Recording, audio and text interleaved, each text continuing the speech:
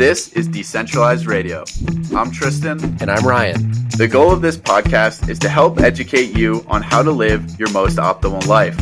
We will host industry expert guests to shed light on topics that matter. We are not gurus, rather two individuals who have had to pave their own path to health and vitality, independent of the centralized systems that plague modern society. Skin.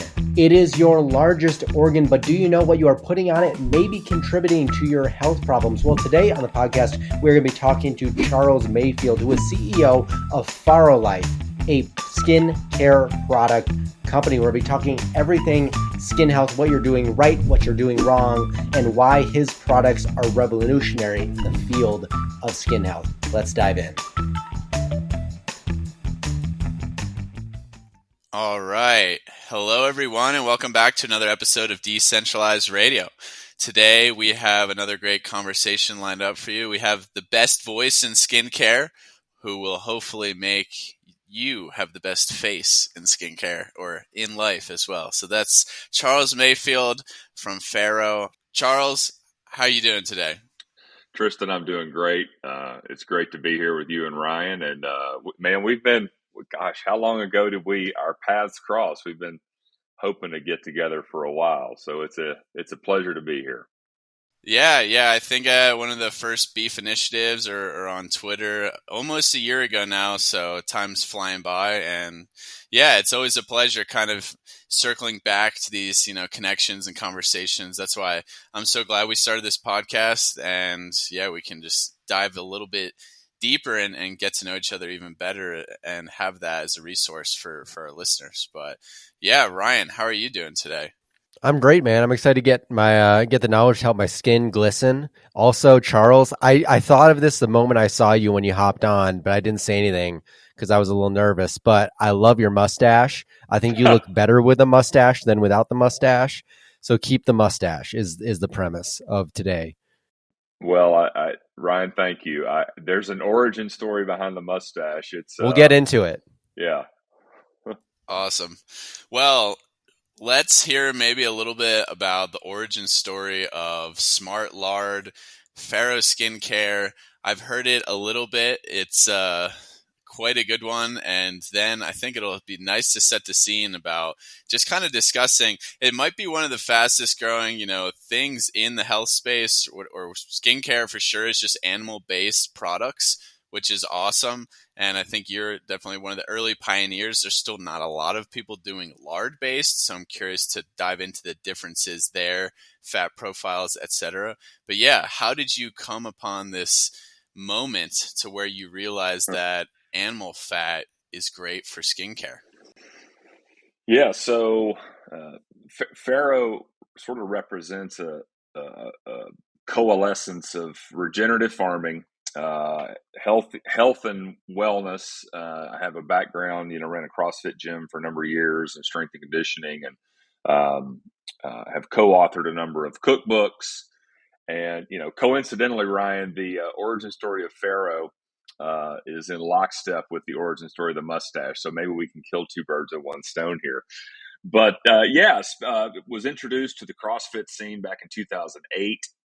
I was even going back further than that. Just grew up in my mom's kitchen and my dad's wood shop. So always sort of enjoyed tinkering and working with my hands. It's one of the reasons sort of the cookbooks came along. But in 2008, I was living in Atlanta, ran across CrossFit, hook, line, and sinker, just loved it. Right up to the point I jacked my back up pretty bad. But yeah, CrossFit introduced me to Rob Wolf, and had a fortunate chance meeting of him at one of his CrossFit nutrition certifications. For those that have been around long enough, you'll grin at the idea of a nutrition certification. But yeah, he was the one that turned me on to paleo. Julie, my ex-wife, and I got pretty deep in the weeds with paleoifying all sorts of recipes. She grew up as a cook and had worked a lot in food service, catering. And so, yeah, we fashioned a book. It was, I think, by my recollection is correct, it was the second or third paleo cookbook in the space. Lauren Cordain had come out with a book. He's sort of the godfather of paleo, if you will, sort of the teacher of Rob, if you will. And so Lauren had a book, but it was a cookbook with no pictures, which is not a successful model for cookbooks. And then there was Sarah Fragoso. Everyday Paleo was her book, and I think Paleo Comfort Foods dropped shortly after Sarah's book hit the market. So we were early in the cookbook space to paleo, and fascinating community. Fast forward, we started getting into the paleo. There was a Paleo FX conference that cranked up in Austin, Texas in 2012. And so we were obviously there being these new rising cookbook stars. And it was really there in Austin over the next couple of years where I started to get to know regenerative farming. Farm to Consumer Legal Defense Fund had a booth there. Weston A. Price, a lot of these other, sort of holistic, eat real food, secure real food, all that. And so took my first, in fact, I just put a blog post together. I got to get it up. Took my first pilgrimage to Polyface Farms in, I think, 2013 and met Joel Salatin. And so anyway, I got the farming bug in 2016, moved out of Atlanta, sold the gym, moved up here, back home. I'm originally from East Tennessee, to start farming. And, in terms of the origin stories of Farrow, so there's a piece of it, like I like to tinker in the kitchen. We hand make all of our creams, and it's kitchen work, at the end of the day. And then, the regenerative farming aspect that sort of folded in 2016, was growing pork, beef, chicken, eggs, and of course, saving the fat. The cooking background, sort of threw me over here in the render some fat to make lard situation. And then in 2019, I talk about this origin story on the website, but this is exactly how it went down. We had started a hemp company. I don't know if y'all remember, but they nationally relaxed a lot of the federal laws around hemp. Same plant as marijuana, but different, obviously, concentrations of THC. And so, we started a company, raised a bunch of money, and we were full on hemp farmers. And so it was July 5th, 2019. I had been in the fields, if you will, for 2 straight days, and just absolutely got cooked.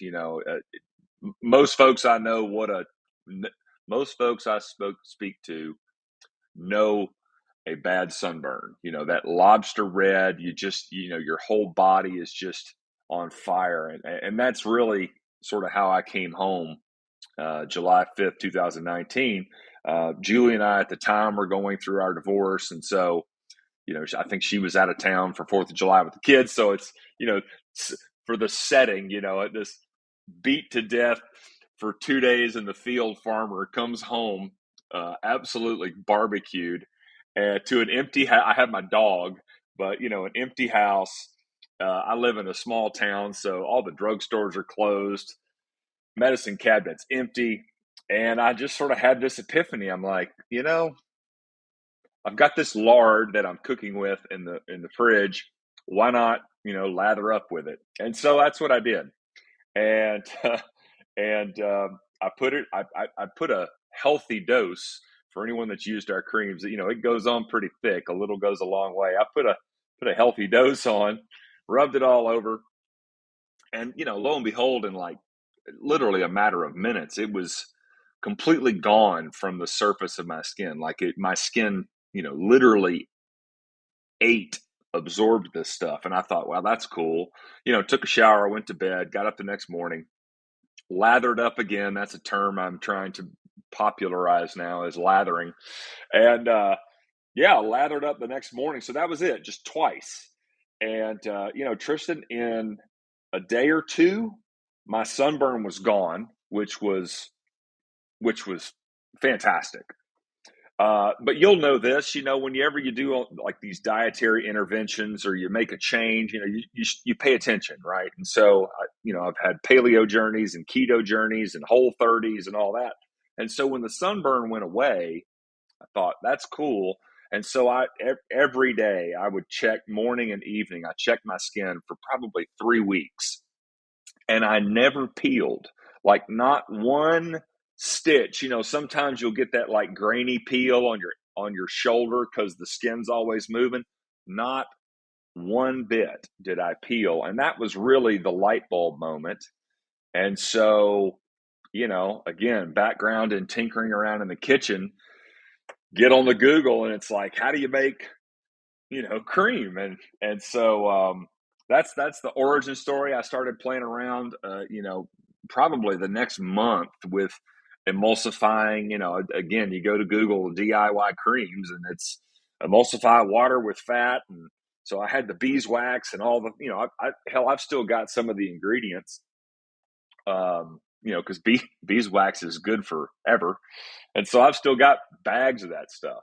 Are you interested in 100% grass-fed, grass-finished bison meat? I'm excited to be a partner with Falls Family Ranches. Based in Wyoming, Falls Family Ranches is raising high-quality bison meat the way nature intended. As a native large ruminant of North America, bison is one of the most nutrient-dense foods you can consume.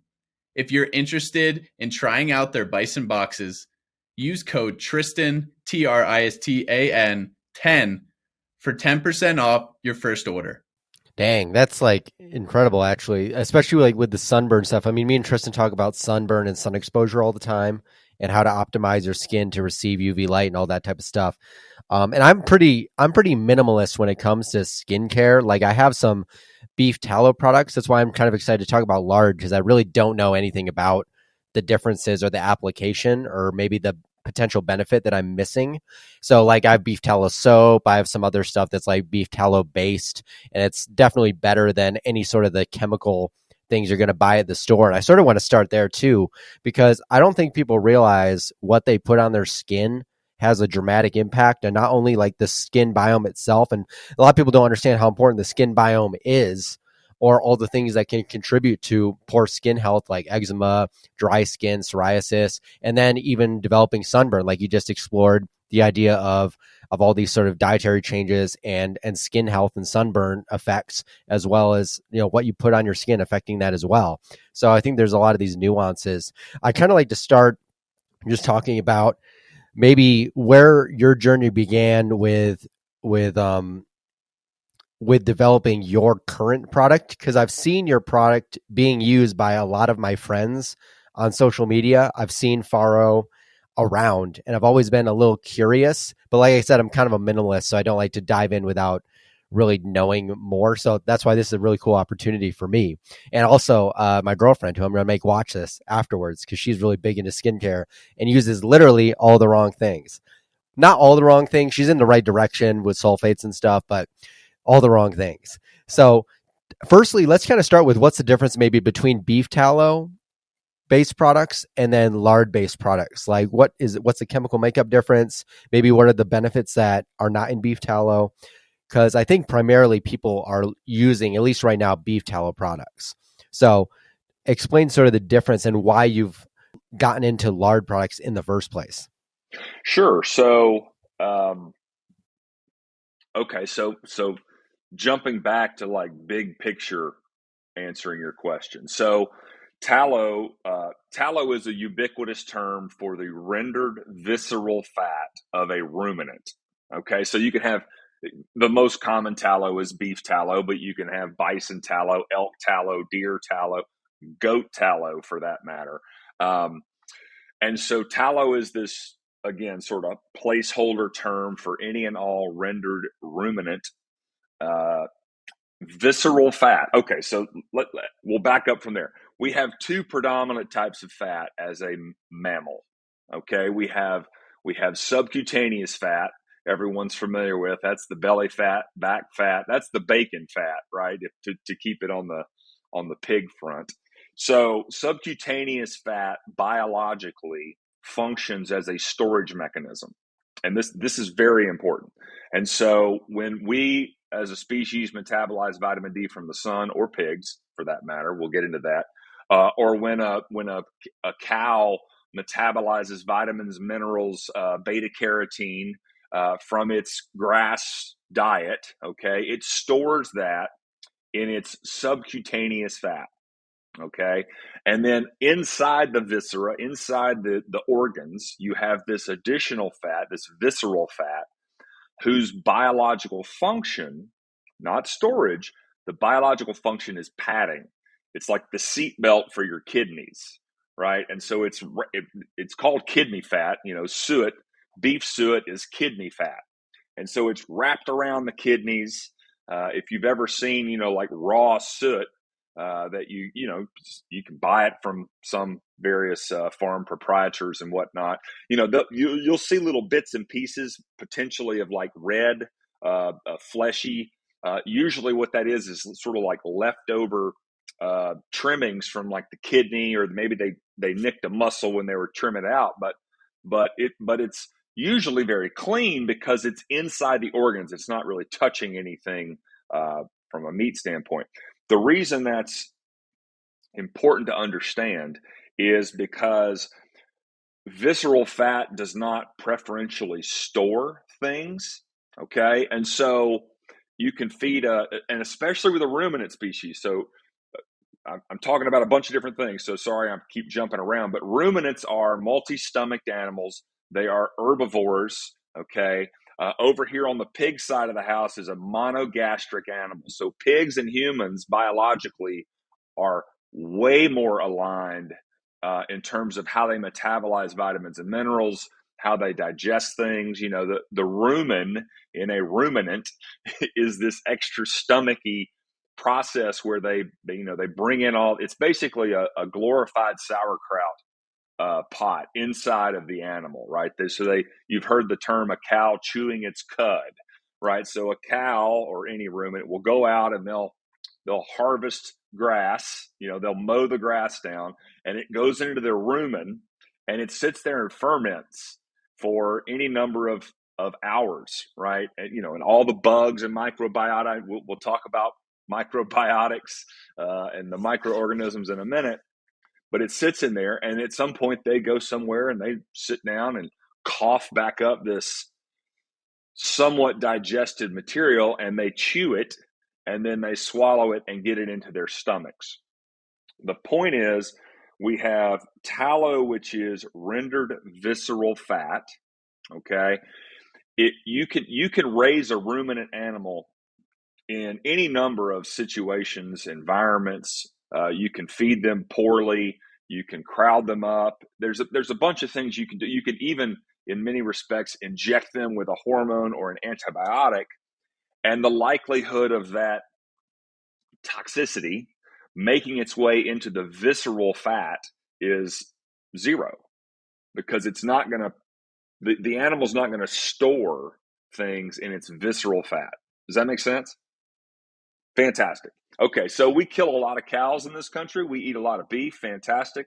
The market for beef suet is plentiful, right? There's plenty of beef suet laying around, and I would make the argument that it, from a skincare standpoint and from a toxicity standpoint, it doesn't necessarily mean as much whether you're sourcing your suet from a CAFO or a regenerative farm. Now, there's plenty of additional benefits to sourcing from properly raised, ecologically friendly companies. The Polyfaces of the world, the Primal Pastures, the White Oak Pastures. There are untold benefits. Okay, but they're not directly related to the toxicity or lack thereof of the fat. Does that make sense? Fantastic. Okay, so let's flip it over to lard. Okay, so lard, we use three fats in our product. So I actually use tallow in my products. If you get our unscented skin food, which I think at this point might be our most popular product, but if you get our unscented skin food, there's 4 ingredients: lard, lard, tallow, leaf lard, and honey. Okay, so lard is the rendered subcutaneous fat from a pig, and leaf lard is the rendered visceral fat, ergo the tallow equivalent, right, from a pig. Okay, here's where things get complicated. Okay, I tell people that the swine is divine, but the lard is hard. Okay, because a pig is a monogastric animal, and because they metabolize vitamins and minerals, and they store them the same way in their subcutaneous fat, but they metabolize them differently. Okay, a pig is going to metabolize way more efficiently its food. Okay, it's doesn't have all these chambered stomachs, and it's not really a fermentation process so much as it is break it down and absorb it. And so, because of the nature of pigs' monogastric GI tract, okay, you have to feed a pig good food. Okay, you have to raise a pig in an environment where they're happy, get to frolic about because of the structure of their biology, which is one of the benefits to the advantages of lard in terms of human skincare. So pigs and humans are so biologically similar. I mean, we train our surgeons on pigs, for your listeners that didn't know that. We use pig parts in human bodies all the time. Phil Ovadia, he's a heart surgeon, a good friend of mine. I joke with him all the time. I'm like, we're all part pig, but he takes the heart valves of a pig heart and uses that to correct and fix the heart of a human. So the biology is tight, right? Very, very close. And so, Ryan, I'm going all over the board here. You got two kinds of fat from two different gastric animals, two different animals, and on one side of the house, this tallow is available. It's everywhere. Granted, the tallow skincare market is still a fraction of Olay and Clinique and Beauty Counter and all these big toxic juggernauts. However, the lard is hard. It's you can't just go get lard at the store, because there's a good chance that lard was raised in an industrial house, fed absolute garbage, and that will come through in the subcutaneous fat from that animal. Yeah, I think that's my biggest takeaway, and that's kind of what I suspected. I mean, I figured that in general the lard would be a more similar profile to humans, but that explanation really drives it home, as well as the fact that the pork industry is really low quality, and it's so hard. I mean, it's so hard to find good pork. It's actually sad, because even the good pork in the Whole Foods, it's all vegetarian fed, and we know what that means. It's just corn and soy, and they're not really getting that rooting, that getting maybe acorns or things like that. They're not eating like a consistent diet with what they would be in the wild, even remotely. And maybe we can talk about exactly what your pigs are eating. But also the tallow piece, I was always curious about that as well, because I've made tallow like a fair amount, and I was always unsure whether it had to be suet or it could be some sub-Q fat, because I think people still do both. I think when people render subcutaneous fat from cows or beef, they still cook with it. I don't know what that would be called, but I think if you want to sell it, especially for skincare, like it makes sense that it would be the suet. And there's obviously, all that impurities or toxins that you're mentioning would not be in the visceral fat around the kidneys and the other organs. So I think that's really interesting. And yeah, I'm curious then, how is your pigs different in terms of their feed quality? What can people look for in buying also pork that's properly raised? We talked to John Pantalone, who you know from Amber Oaks Ranch. He's like an example of someone who's raising really high quality pork, but there's so few people who are doing that. And there's zero in grocery stores. I know Oh, that for a none. fact. I mean, there's literally none that I trust personally, because you just don't know. And vegetarian fed diet is bullshit. Yeah. So, it's interesting. You just brought something up. I hadn't thought about this thread in a while. Okay. So the subcutaneous fat, right, of a cow, you alluded to some people will render that. And I love to render it. Here's the interesting thing. So in a cow, in a ruminant, again, subcutaneous fat is the storage fat. Yep. Here's a nice sidebar for you. So if you go to this, I will not buy store-bought pork. I won't buy store-bought chicken. These are monogastric animals. It's a whole different ball of yarn. I'll buy store-bought beef.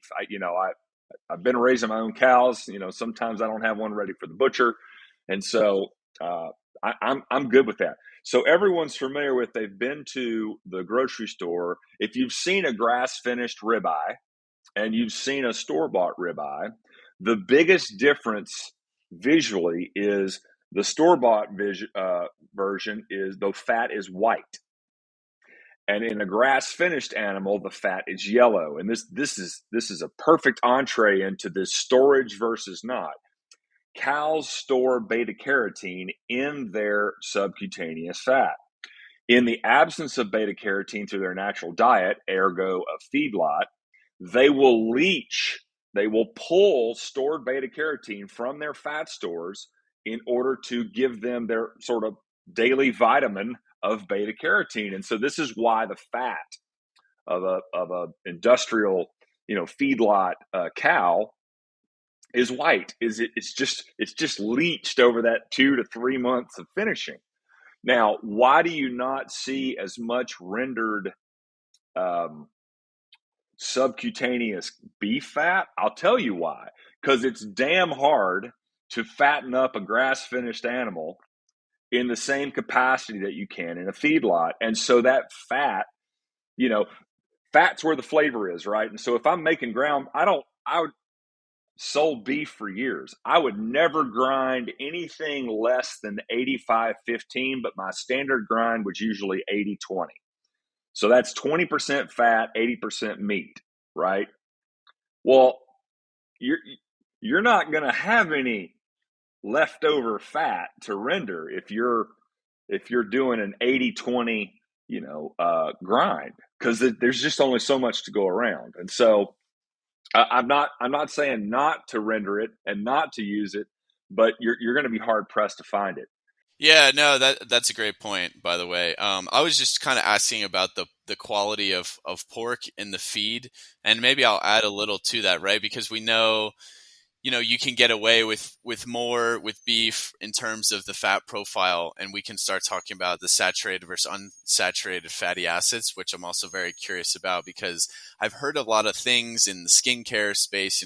People just debate tallow versus olive oil versus coconut oil, and again, a lot of people actually argue that almost tallow and coconut oil is too heavy in the saturated fatty acids for like human skin, and it can depend if it's the face, the hair, the body, whatever. But pork, of course, as a monogastric, just naturally has higher levels of unsaturated fatty acids. But that spectrum, and then the omega 6-3 ratio, of course, as well, and the linoleic acid content of like the industrial pork is so much higher. So again, what are you feeding, your pork or your pigs? I don't know if you're eating them too eventually. And how is that different? Absolutely. Yeah, good answer. I'm jealous. And how is that different from feedlot pork? And how is their range and their pasture different as well from feedlot pork? Great questions. Okay, so I'm really glad you asked this question. The industry at large, the food industry, puts way more emphasis and marketing dollars and shenanigans around what the animal eats, especially with pork and chicken. right? These monogastric animals. You said vegetarian fed, and I always laugh at that, right? But the point is, you can go to the store and you can get a vegetarian fed, organic, blah blah blah blah blah, all the labels on pork or chicken, and that animal grew up in a house without the sun, and with, a couple hundred, and in the case of chickens, several tens of thousands of its closest friends, right? And the reason I say that is we don't give, and the consumer needs to understand, the environment is as much of the diet of any animal as the actual food that they're eating. And I'll just say this, find a 10 by 10 room, okay? And you, me, Ryan, and a couple of our best buddies are going to go live in that room for 6 months. Now, every day they're going to feed us filet mignon and butter, pick your optimal diet du jour, okay? And we get to eat it every single day as much as we want for 6 months. But here's the deal. We got to live in this 10 by 10 room. We're going to have to figure out where to go to the bathroom, right? We're never going to see the sun, so you take this optimal diet in a categorically not optimal environment, and it's still a formula for disaster. So to answer your question about what we feed our pigs, and I don't have any pigs right now. I hung the farmer hat up in December. Farrow's starting to take off, and I've got a day job, and I've got kids, and I've got this skincare company, and something had to give, and fortunately there are a handful of really high quality farms. I'm sourcing fat from Joyce Farms. I don't know if y'all have talked to the Carnivore Bar folks or the Carnivore Chris folks, but Joyce is a vertically integrated pasture-based meat producer out of North Carolina. Super high conviction. They pasture raise their pigs, high quality feed. Their level of quality in raising their pork and beef is on par, if not even maybe better than what I was able to do as a small farmer. And so I've started sourcing from there, as a full disclosure. But when I was raising pigs, I drew the line at non-GMO. You can get organic feed. I personally and professionally drew the line at non-GMO. And then with the pigs and chickens, the monogastric animals specifically, we fed a soy-free diet. So there's a couple of different field peas substitutes that you can grow that are a better option than soy, even non-GMO soy. I don't like the GMOs because that means they can spray pretty much anything on there. And, I don't know if your listeners know this or not, but we're using Roundup now in this country, have been for over a decade. We're using it more as a desiccant than an actual pre-crop emergent, which is troubling because we're actually spraying that shit on our food now.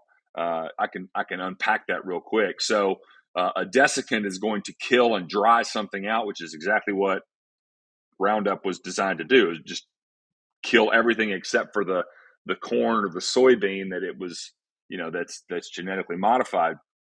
So oats, there is no GMO oat out there, but when it's time to harvest the oats, to make it to make harvest easier, right? They'll, the oats are about ready. Well, here are our two choices. We can spray the entire field with Roundup, kill everything in there, and start drying it out today, or we can let Mother Nature run its course over the next week and a half, hope it doesn't rain, blah, blah, blah, blah, blah, blah, blah. I think we're going to spray the field. And so they kill all the oats. It dries them out quicker. You can harvest them quicker. Anyway, I fed a non-GMO soy-free feed for my pigs. And, I appreciate this sort of PUFA argument. I think there's certainly some lines we can draw in the sand about what we should and shouldn't feed an animal. A lot of the studies I've looked at with regards to the polyunsaturated fatty acid profile of pork, all of those were done in a somewhat clinical setting. And you said it, Tristan. Pigs are going to root.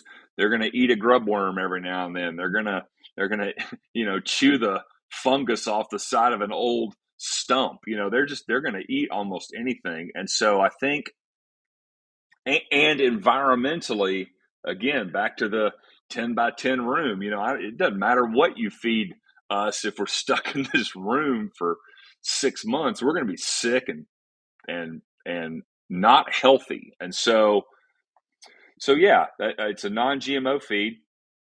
The pasture setting is 99% of the battle. I would even argue you could feed a monogastric animal poorly as long as you give them a natural environment to then go and forage and maybe grab a little extra nutrients. Almost like the pasture is the multivitamin of the pig's life, right? Sunshine and pasture, wooded glens. That's the multivitamin. But no, that's like super interesting. I mean, these are all things that I don't think people know almost anything about unless you explore it. And it's really cool to talk to somebody on the front lines. And like, you've been there because you've done the farming as well. So you've raised these animals, so you know what it takes to raise a really healthy animal, which I think is a very valuable skill, especially when you're branching out into sort of skincare and stuff, and you're working with other farmers that are doing the same thing. I really like this community-based idea of like, you're really getting to know the whole process from start to finish of how everything is made and brought to you. Not just the food, but all of these products come from different parts of the animal. So I think it's really interesting to know all of that. And I think it's important too for the consumer on some level. And I probably say this, at least every episode, the last 3 episodes, but I think it's important to understand where everything you buy comes from, because I don't think that that's a very common thought in our modern society. I mean, people freak out and get outraged when they find out that the battery in their phone comes from some really poorly mined, slave labored place in the middle of Africa. And then they get all pissed about it, tweet about it for about an hour, and then they go about their day still using their iPhone. So it's pretty interesting where about all this stuff. I think something that really interests me, and maybe I'll have to check out some of your products for myself because I've really never delved into too much skincare. But what are so we talked about a lot about the environment of how these animals are raised. Could you sort of, I mean, you've kind of done it, but I kind of want to know more about the step-by-step process of how these products all come together. Like, how are they made? Like, maybe this is a little too meta, but like, how do you make, like, because you're blending all these fats together. Like you said, one of the products contains 3 different types of fat. So how does that process work? This may be like a super meta question, but I'm just like, I love it. I'm really fascinated.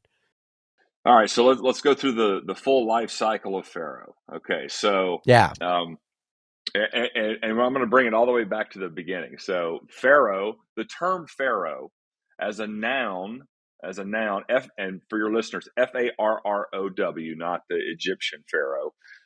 So the term Farrow is, as a noun, is a term for a litter of piglets. Okay, and so as a verb, it is the act of bringing daddy pig and mama pig together. So if I'm farrowing pigs, then I'm facilitating the reproduction process of pork. Farrow as a brand, is so there's a lot of similarity. There's a reason I chose it, right? We went through this whole brand exercise, but so Farrow as a brand starts with a mama pig and a daddy pig getting together. Okay. And gestation on a pig is 3 months, 3 weeks, and 3 days. Everyone can remember that forever. And so, yeah, you have a batch of piglets come out. You have other options if you don't want to farrow pigs and raise piglets. You can always buy what are called weaned piglets. But anyway, if you're farrowing, then you get them together. They make bacon bits in about 4 months. And then to raise that piglet from birth to what I would call market weight.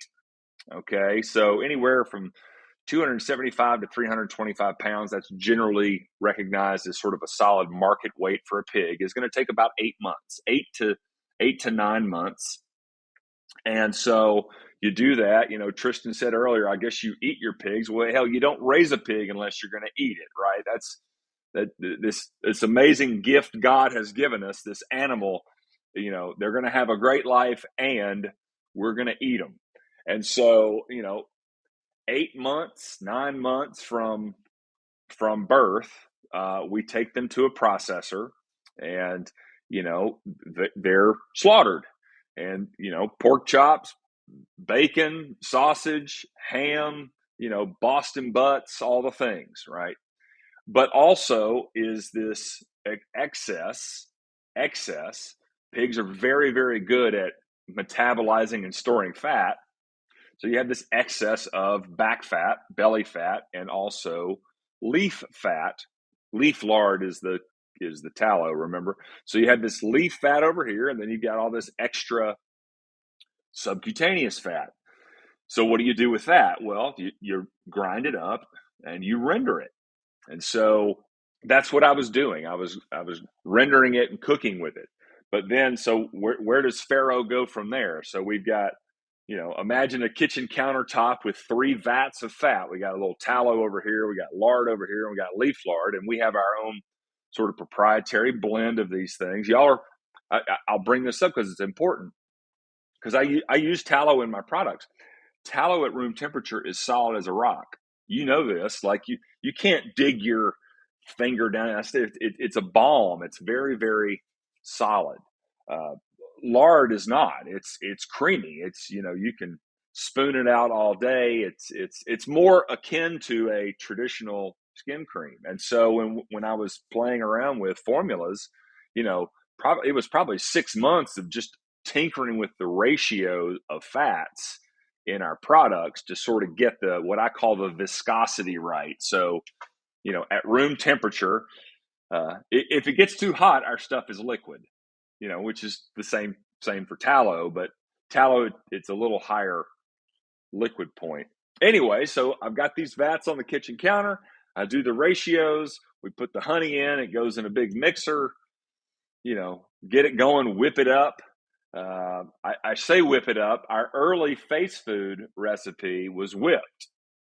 For those that don't know, again, leaf lard and tallow are harder at room temperature. So as it cools in a mixer, you're whipping air into it, and it will fluff. It's unbelievable. Like if you ever want to make like homemade Little Debbie's, right? That creamy nougaty stuff inside the Little Debbie snack cake. Maybe you don't, but I grew up with Little Debbie's. And so if you ever want to make like the absolute most viciously amazing Little Debbie cookie stuffing, then you whip a little, you could use like monk fruit powder, but I mean, hell, just go powdered sugar and a little bit of leaf lard and whip that stuff up. And it's this like fluffy, it's unbelievable. Anyway, our early face food recipes were whipped, and they were just luscious, like super fluffy. Problem was, if I shipped it to Texas in July, by the time you opened up your package, it had melted, and your full jar of cream was like half full, right? And so back to the manufacturing. You put all the creams in there, the honey. You combine the ingredients. Now we're not going to whip it anymore. And then if I'm scenting it, I'll add the scent at the very, very end. We only use natural, organic essential oils. No chemical byproducts or anything like that. And so those natural oils will diffuse over time. And so I add them very last. Get it mixed up in the batch, and then we're almost immediately. I mean, hell, y'all would laugh. I mean, I'm calling you. There's my little production table right there. I'm going to do a batch this afternoon. But as soon as it's mixed up, and the scent or unscented, but as soon as it's ready, it comes off the mixer. I pour it into a piping bag and hand pipe it into each and every jar. Farrow There's the from, secret. There's yeah. the secret. I didn't eat many Little Debbie's, by the way. That was a no-no in the Scott household because my mom was pretty health conscious, Low thankfully. key, that was bringing back memories to me. I haven't thought about those in so long. I actually remember specifically. This is just a side note before I let Tristan talk again. But I had a personal trainer who would like smash those during our sessions. I'd go there, work out with him for an hour, and he'd just have like a box, and he would eat the whole box while watching me work out. It was hilarious. But that's just like my side note to the Little Debbie's.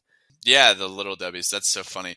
I noticed that, yeah, a lot of the tallow products are whipped. So I wasn't sure Yep. if that was like a normal thing. But yeah, it makes sense. You got a little bit less saturated fat content that they're going to be kind of a little lower threshold. Do you recommend that people store them just at room temperature? Is putting it in the fridge like an okay idea at all if it's like super warm in the summer, or is that preserve the shelf life at all? That's a great question. I don't know that it preserves the shelf life. It a cooler environment. I generally think our tipping point for our creams is about 75, 78 degrees. Most modern homes are maintained at a temperature less than that. But it depends on what you're using the cream for. I've got our skin food, face food, sort of a bathroom counter, kitchen counter type product, nice glass jars. If you want to keep it in the fridge, great. I want people to use our products, right? And so as long as you can keep it in the fridge and remember it's there, then keep it in the fridge. But if you do keep it in the refrigerator, again, I'm agnostic on this. Just understand that it's going to be hard to dig in. It's going to be harder. It's not going to be as pliable. Now, as soon as it gets on your skin, it'll melt away. But I generally tell folks the shelf life of our product is 6 months, even though I know it's substantially longer than that.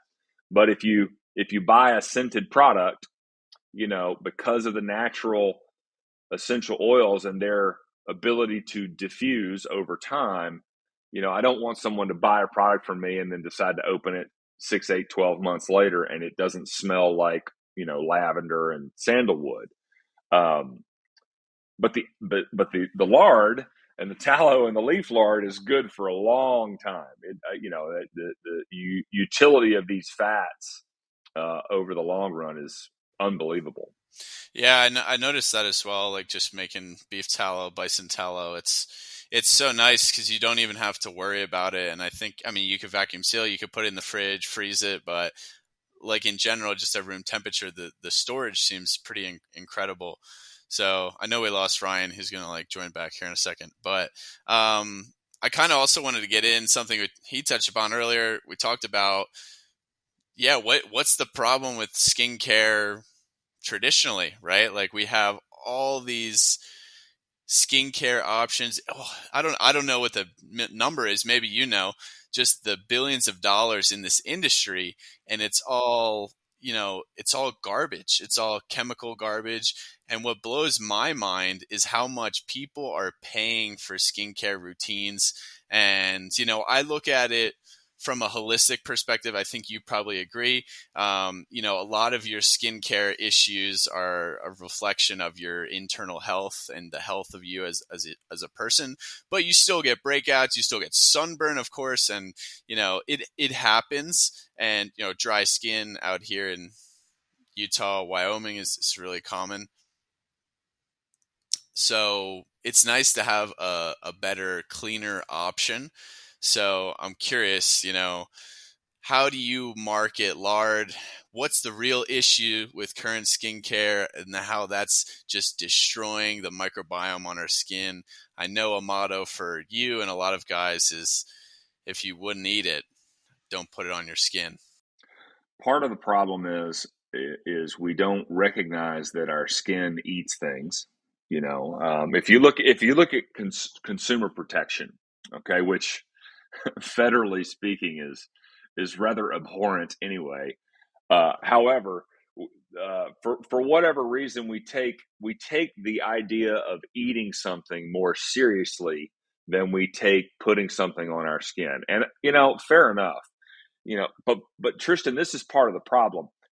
I love having this conversation. So everyone listening has eaten something in their lifetime. This is kind of like getting sunburned. Everyone's eaten something in their lifetime that did not agree with them.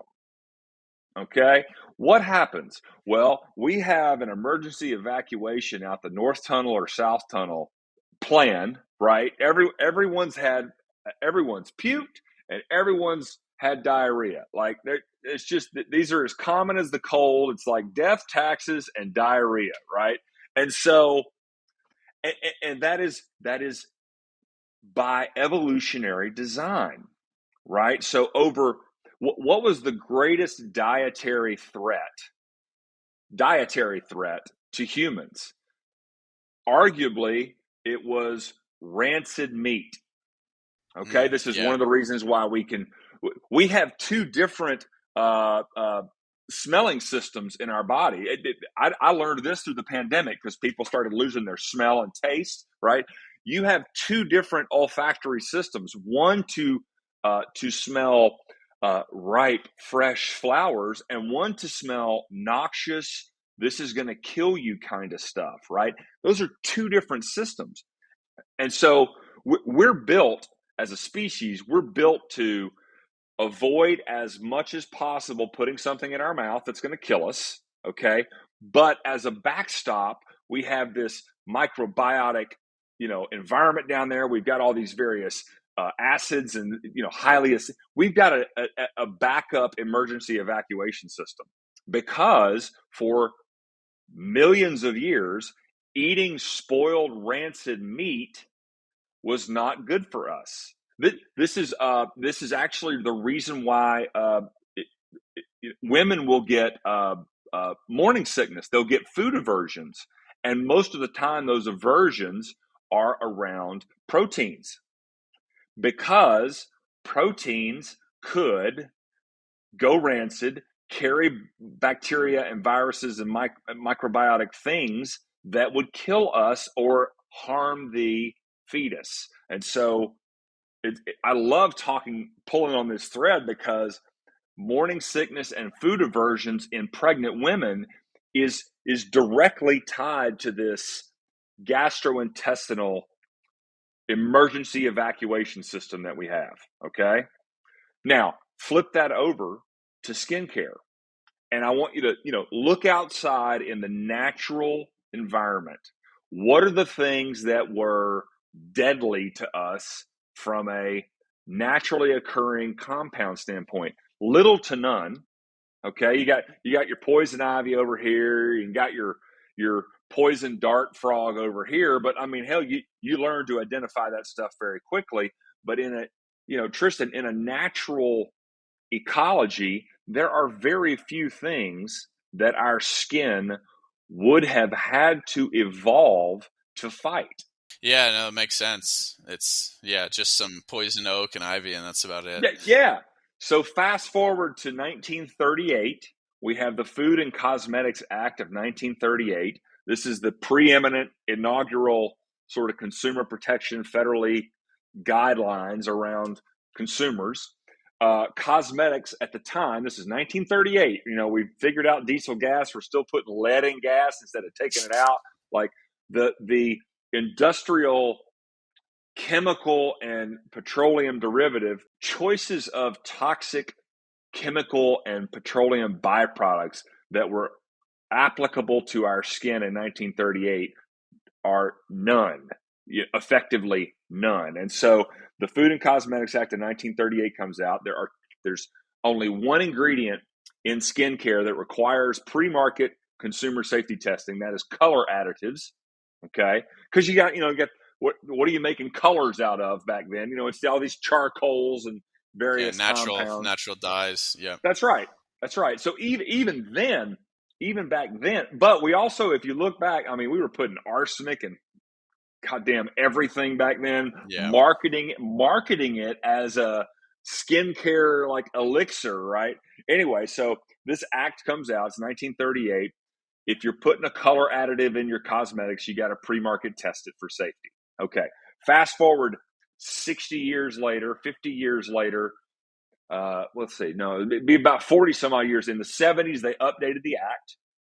This is more consumer protection around food and cosmetics, except for they excluded cosmetics. And they excluded cosmetics again when they updated the act in the mid 2000s. So the consumer protection around chemicals that end up on our skin is written in 1938, right? And hasn't looked back. Like we don't think of all the chemicals. So there's just no liability. There's nothing being checked or tested, really, or no. I want to be clear. I'm not saying that they don't test products, okay? But what I'm saying is, from a consumer protection standpoint, okay, from a consumer safety standpoint, okay, the only thing they're required to test is color additives. Fold on. This is a really important point.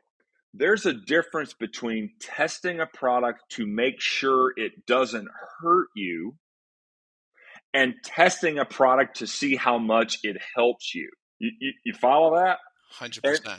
And yeah, and Tristan, I get this all the time. I'm talking to a doctor in Austin, and he's just beating me up like, where's the test? Where are the lab? Where's all the results on, have you done through the double-blind placebo? I'm so goddamn tired of this stuff. Like, I get it. It's like this PUFA argument, well, you shouldn't use pork because it's higher in polyunsaturated fatty acids. And I'm like, well, that's not the whole story. And suppose it is. Let's suppose that my pork, which I doubt it is, but certainly industrial pork, let's suppose that it's higher in PUFAs. Don't you think that eating high PUFA pork is better than Cheerios?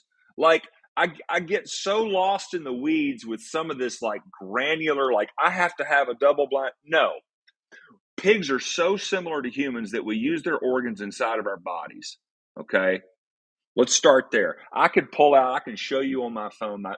My cousin's a junker. He's like an antiquer. His entire house is full of antique lard cans from the turn of the century.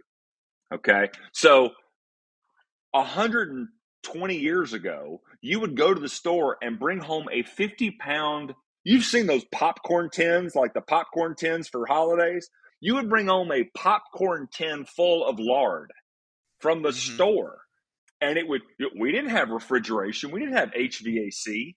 If you were lucky, you had like a spring-fed, like, larder, like off your little, farmhouse because you happen to live on a creek, if you were lucky. But this 50-pound can of lard sat in your room temperature, whatever the elements were up to that day, house, and you cooked with it, you fried with it, you were freaking covered in lard all the time. Time. I want to harp on this point for a little bit because I think it's really important, and especially in the health sphere. Well, first off, I completely agree with you that the whole show me the study bro mindset is infuriating when logic prevails. History has, these contextual points that we can refer back to. And the whole PUFA argument, I've written about it a lot as well because, some people would be like, oh, well, don't eat salmon. It's all like PUFAs. I was like, come on, people. Like, you need to think in the context of whole foods, natural foods, right? If you're eating a whole food form of polyunsaturated fat that's raised in the environment it should be raised in, and we just talked to, we published an episode with Stefan Van Fleet, who does all this research. We don't even understand the synergism that's going on. So yeah, it could be higher in polyunsaturated fats, but there's likely some more downstream metabolites compared to a highly processed, chemically extracted seed oil that's sitting in a clear bottle, rancid on the shelf, that's full of deodorizers, that's full of color additives. Like, these are not the same thing, so you can't just pin it down to linoleic acid. It's the whole food form. So I completely agree with you, and that's why I don't fear polyunsaturated fats. And You, yeah, Tristan, you know they bleached Crisco white yeah, because everyone was coming home from the store with a 50-pound can of lard, which is white. I love that you brought they up just like want the deodorant. Oh yeah, yeah, and the seed oils are yellowish because they want it to be like more buttery, like right, like it's all a psyop of marketing and hitting those stimulation, in your brain and be like, oh, that's the cooking oil color, and yeah, again, 50 oil. People had these tubs of lard, and heart disease in 1900 was way lower. So it's come on, just think logically for once, and you don't need a study to prove everything, and half the studies out there all biased, but the chemicals. Yeah, I don't know, Ryan, if you were going to ask something about that, because I think maybe harping a little bit on what's actually in these products is quite shocking. Yeah, no, Skincare. I'd love to get into that. One thing I want to make on your point, Tristan, and your point, Charles, too, about just omega-6 fats in general is like, after talking to Stefan Van Fleet about saturated fat, the differences between saturated fat in a grain-fed cow versus a grass-fed, grass-finished cow are actually different as well. So you could also make that assumption that the fats in a properly raised monogastric animal are going to be different than in a standard fed, whatever they do in the normal feedlots for cows and chickens, would be slightly different as well, and maybe even have a different effect on the human body. So there's all these nuances that we're just getting into and just barely understanding, but everyone wants a boogeyman in every scenario to blame something on.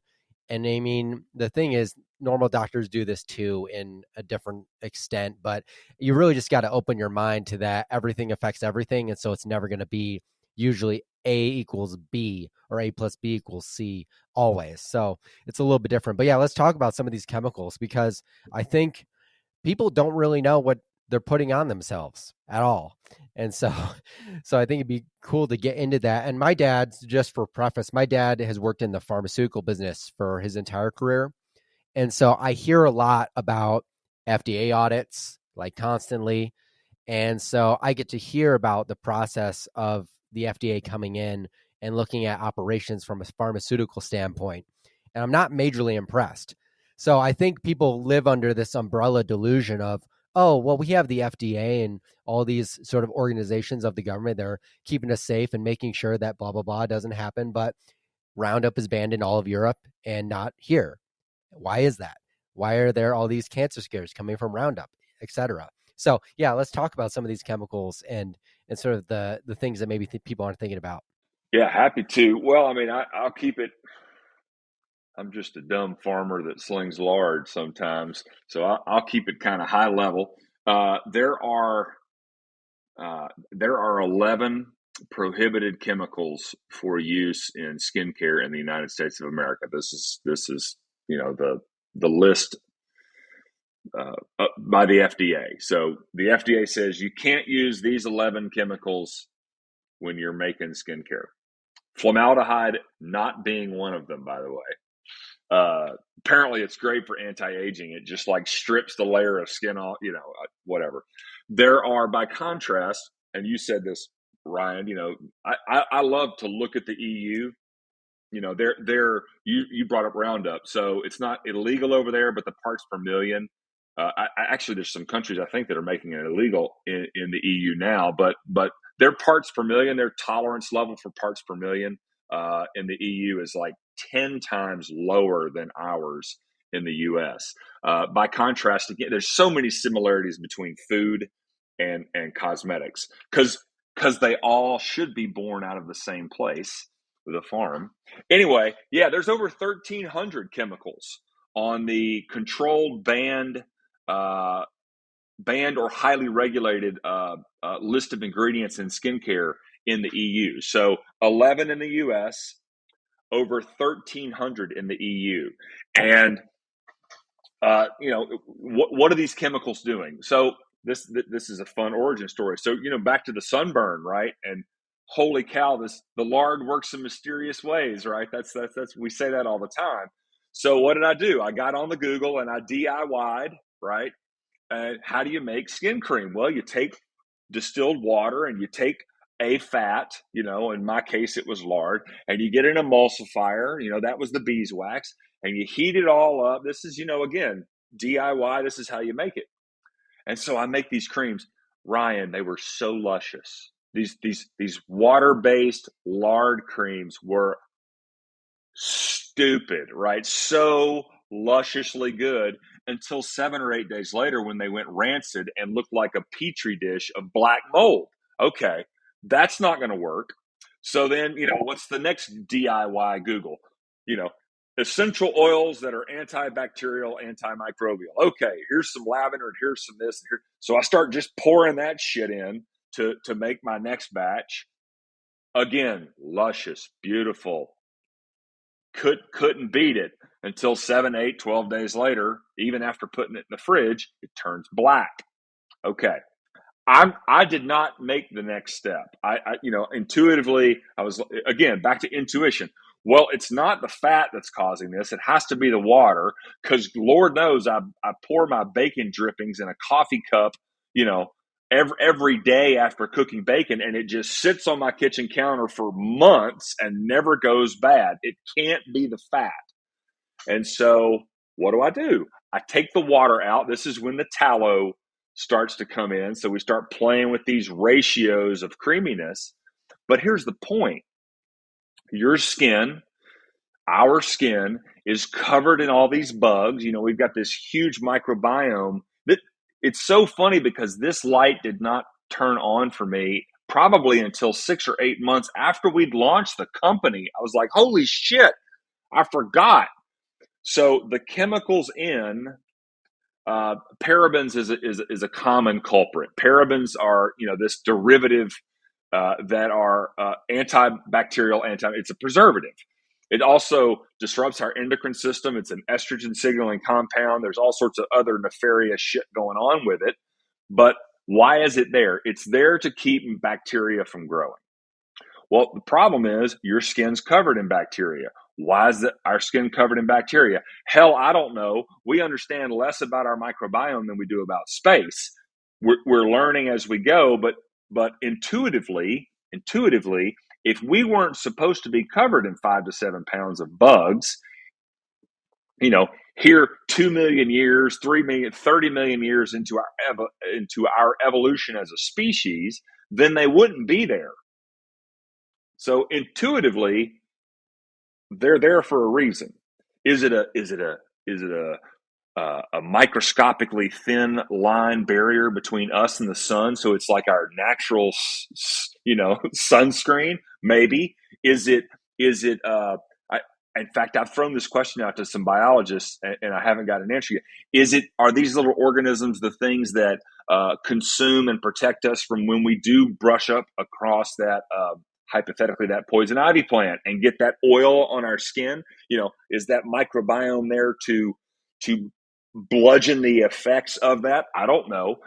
What I do know is that when you take a conventional cream where the first ingredient is water, that's the line for everyone listening. If the first ingredient is water, put it back on the shelf or buy it as a gift for someone you don't like, right? So get the water out.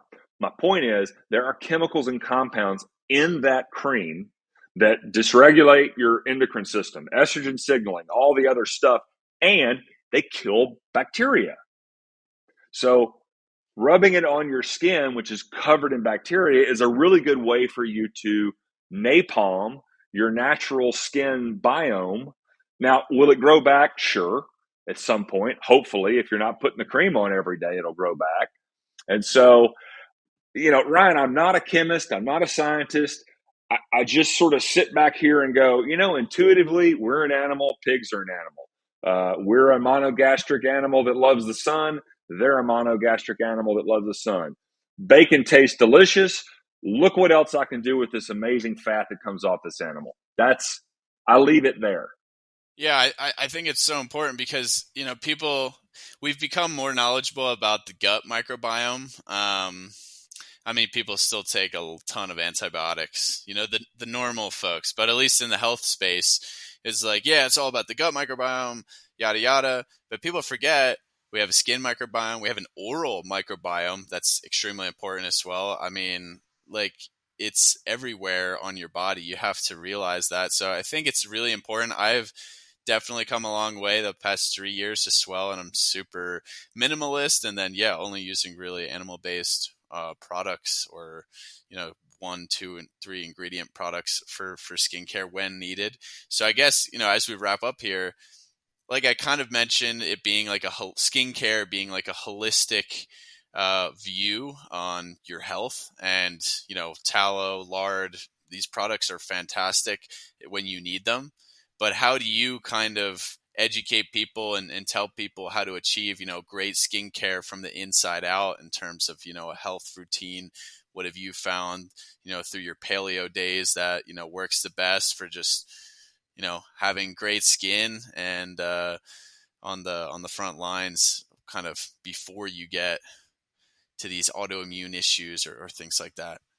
Yeah, Tristan, great. So am I talking to a man or a woman? Because those are two different conversations. Most men, well, everybody has a skincare routine. They may or may not recognize it as a routine. I would say, and this is for the male audience in particular, this has actually been an advantage for men, is because we're not real thick and heavy in the skincare routines by and large, but we do have routines. We shave, we wash, there's some routines in there. But I think being arm's length away from skincare has actually been advantageous for men over the years, because it's all pretty much toxic. But yeah, so 8 hours of sleep, half your body weight in ounces of water a day. We touched on it, but the microbiome in your stomach. Well, listen, I got news for you. The preservatives they put in prepackaged, shelf-stable products that keep them from going moldy, and that's disrupting your gut microbiome when you consume these highly preserved, highly processed foods as well. Similar to what highly processed, highly preserved skincare is doing to your external microbiome. So, getting highly processed, highly palatable foods, hyper palatable is what I should say. Get those out of your diet. They're healthy skin. There are two sides to that coin, right? And so there's this underlying. Fortunately, I've never had the chronic side of skincare problems. I've had my razor burn, but I haven't had razor burn in like 3 years. I've had my sunburns. I've had all these acute situations pop up, but I'm very fortunate. I've never had an eczema or a psoriasis, which again, there's usually two sides to that coin. There's this external symptomatic like rash or whatever outbreak, but then there's an underlying dietary, usually on the autoimmune spectrum situation. So just general advice for anyone that wants to look and feel their best, get you a couple hours of sun every day. I mean, certainly the minimum, 20 to 30 minutes of sunshine, preferentially, a couple minutes of sun staring, or just getting that early morning sun in your eyes. Do the same thing in the evening, but just, what do they say? 15 minutes of direct sun is sort of like the minimum threshold. Get outside, get some sun. If you want to take a chance, do it at noon, in Florida, and you might get a little pink, but I got a product for you if you do get a little bit burned. But yeah, 7 to 8 hours of sleep. Hang out with some friends every now and then. Put your damn phone down. A couple hours. Get your eyes off a screen a couple hours before bed. Eat some steak and butter, and grab you a pork chop and some bacon every now and then. I mean, it's just generally good at skin. I mean, we weren't talking about this shit 100 years ago, and everybody ate lard and beef, and would they eat bread? Yes, but it was bread that they baked from wheat that they harvested.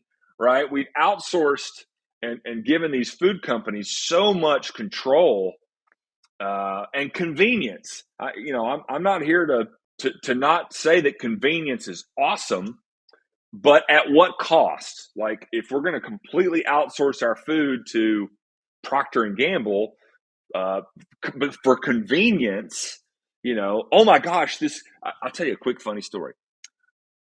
Before I ever got close to launching, this is in early product development. I have a friend of mine from college who she spent probably a decade in the C-suite level of a number of cosmetics companies, right? She's a very, very smart lady, highly accomplished. And I called her. I was like, hey, thinking about launching a skincare company.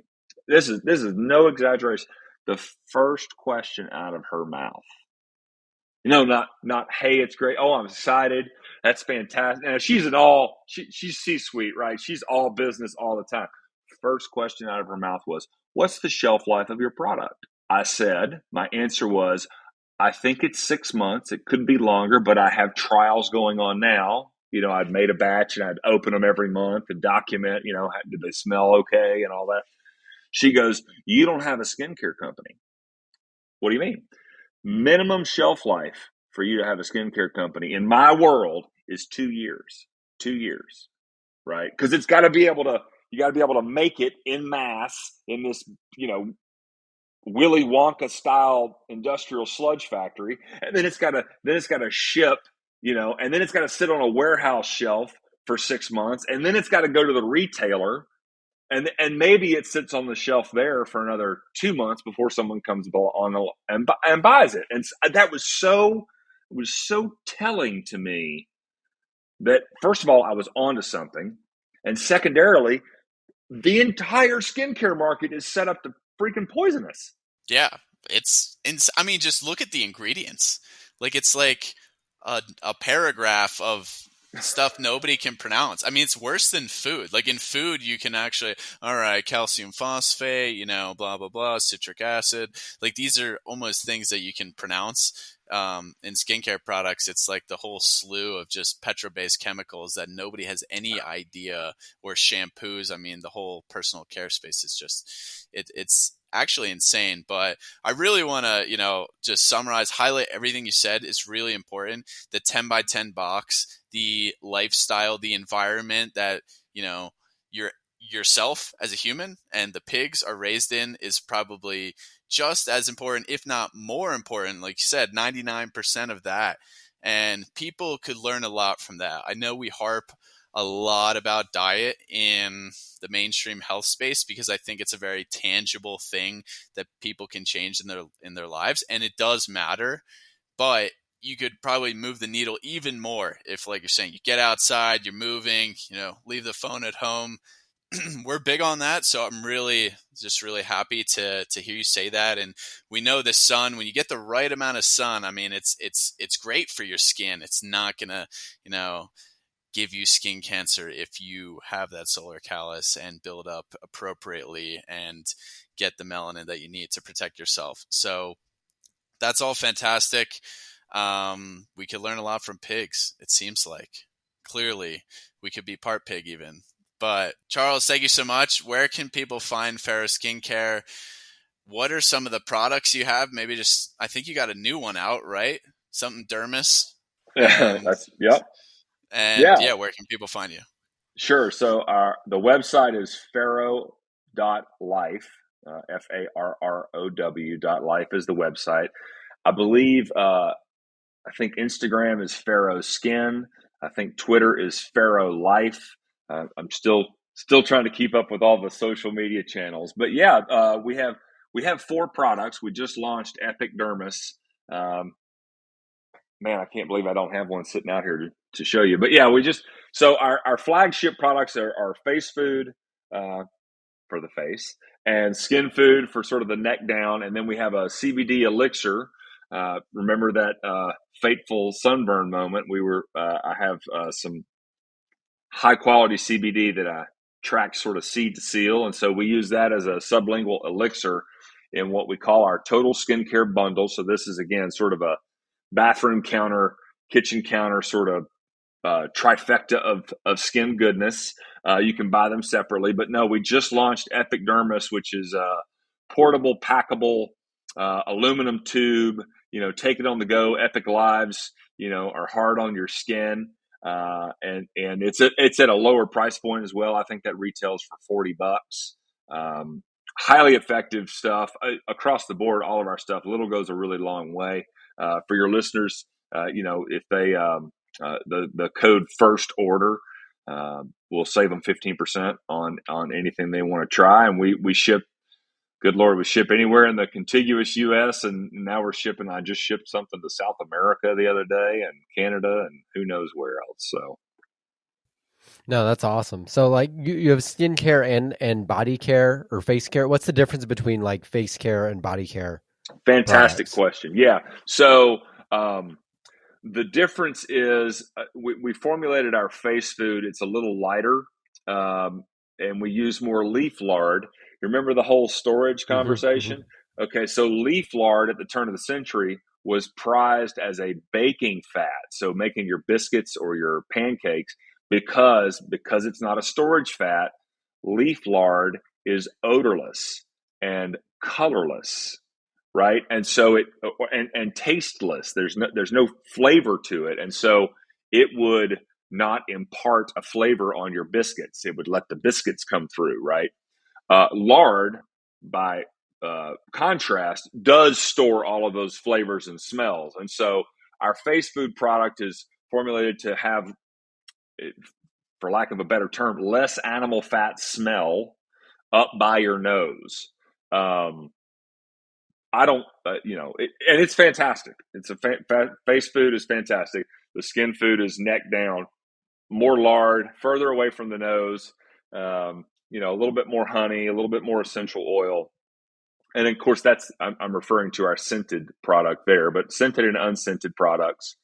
And, but yeah, the skincare industry demands that you treat the skin on your face differently.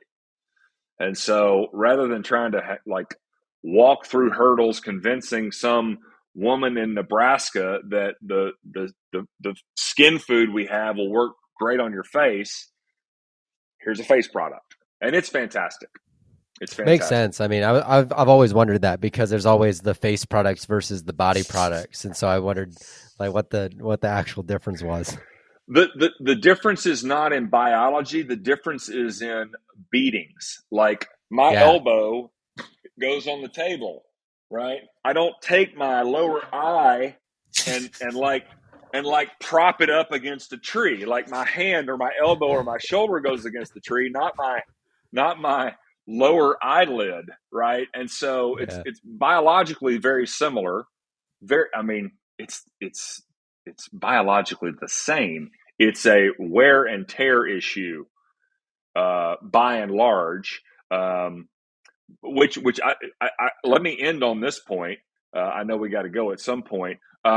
We do, women especially, but men too. We tend to wash this a lot more, forgetting all the PSYOP pandemic and hand sanitizing by the hour and all that. But generally speaking, in a daily, weekly, or monthly routine, human beings at large will soap and wash their face substantially more than the rest of their body.